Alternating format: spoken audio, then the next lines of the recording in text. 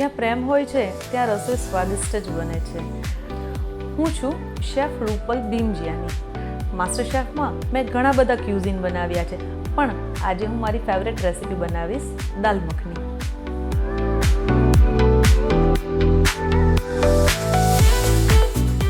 આખા અડદ, ચણાની દાળ અને ચિત્રા રાજમા આ ત્રણને ઓવરનાઇટ આપણે સોક કરવાના છે. સવારે આપણે એને પ્રેશર કૂક કરવાના છે. પ્રેશર કૂકમાં આપણે ઓઇલ, લસણ, તેજપત્તા અને રેડ ચીલી એ ઉમેરી અને આપણે 5 થી 6 વિસલ વગાડવાની છે. પછી કુકરને આપણે ઠંડુ કરવાનું છે.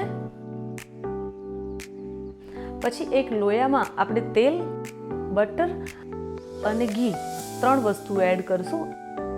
એની અંદર આપણે જીરું નાખશું, હિંગ નાખશું અને ચોપ કરેલા કાંદા નાખશું.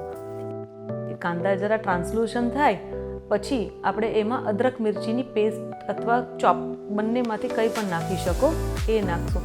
પછી આપણે નેક્સ્ટ ટોમેટોની પ્યુરી નાખશું જે બોઇલ કરેલા છે, એને સોતે કરશું. પછી એની અંદર સોલ્ટને એડ કરશું.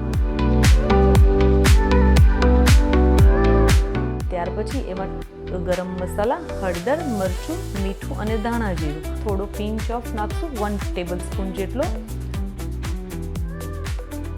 ટોમેટો સોસને એડ કરશું.